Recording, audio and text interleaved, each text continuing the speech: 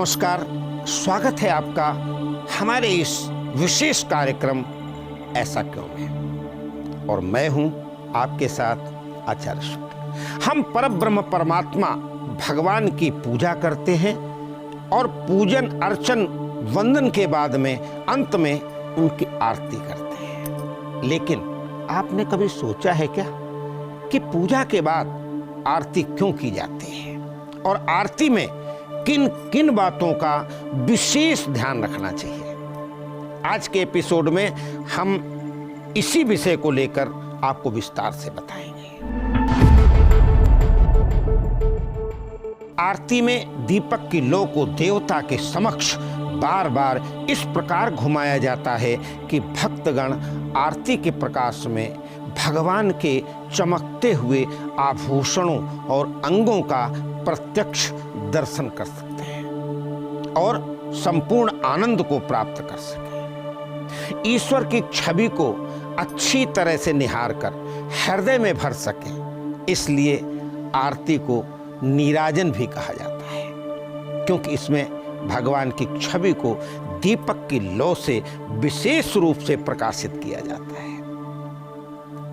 आरती करने के दूसरे कारण के बारे में बताया गया है कि परमात्मा का भगवान का रूप सौंदर्य अद्वितीय होता है। जब भक्त उन्हें एकटक निहारते हैं तो उन्हें नजर भी लग सकती है। शास्त्रों की मान्यताओं के अनुसार जब कोई व्यक्ति आरती करता है तो वो परमात्मा की नजर उतारता है। साथ ही जब पूजा पाठ में कोई गलती हो जाती है, कोई गलत उच्चारण करते हैं तो आरती से वो गलती माफ हो जाती है। आइए अब आपको आरती लेने के अर्थ के बारे में बताते हैं।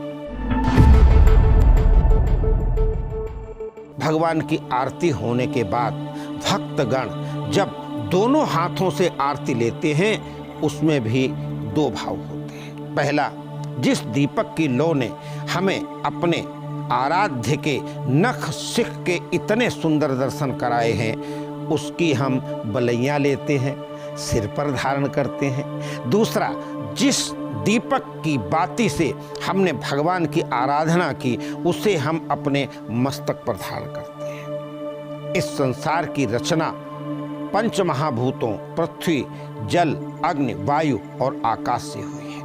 आरती में ये 5 वस्तुएं भी शामिल हैं। पृथ्वी की सुगंध कपूर, जल की मधुर धारा घी, अग्नि दीपक की लौ, वायु लौ का हिलना, आकाश घंटा, शंख, मृदंग आदि की ध्वनि का प्रतिनिधित्व करते हैं। इस प्रकार संपूर्ण संसार से ही भगवान की आरती होती है। आइए अब आपको आरती करने की विधि के बारे में बता दें। एक थाली में स्वास्तिक का चिन्ह बनाएं, पुष्प व अक्षत के आसन पर एक दीपक में घी बाती और कपूर रखकर प्रज्वलित करें।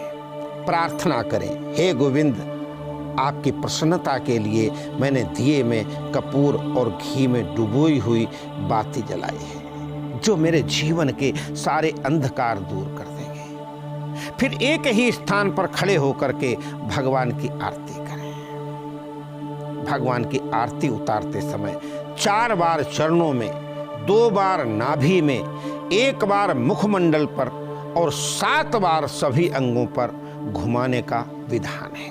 इसके बाद शंख में जल लेकर भगवान के चारों ओर घुमाकर अपने ऊपर तथा भक्तजनों पर जल छिड़क देना चाहिए, छोड़ देना चाहिए। फिर मन से ही ठाकुर जी को साष्टांग प्रणाम करें। इस तरह भगवान की आरती उतारने का विधान है। घर में एक बाती की ही आरती करनी चाहिए, जबकि मंदिरों में 5, 7, 11, 21 या 31 बातियों से आरती की जाती है। भगवान के शुद्ध देसी घी से डुबोई बाती से आरती करनी चाहिए। हमारे धर्म ग्रंथों में कहा गया है कि जो भगवान विष्णु की आरती को नित्य देखते हैं अंत में मोक्ष पाते हैं। कपूर से भगवान की आरती करने पर अश्वमेध यज्ञ के समान फल मिलता है। साथ ही मनुष्य के कुल का उद्धार हो जाता है। घी की बाती से जो मनुष्य भगवान की आरती उतारते हैं वो बहुत समय तक स्वर्ग लोक में निवास करते हैं। ऐसे ही हमारे धर्म से जुड़े बहुत से सवाल, बहुत से रहस्य, जिन पर हम पर्दा उठाएंगे अपने इस विशेष कार्यक्रम ऐसा क्यों है। अभी के लिए मुझे दीजिए इजाजत। धन्यवाद। नमस्कार।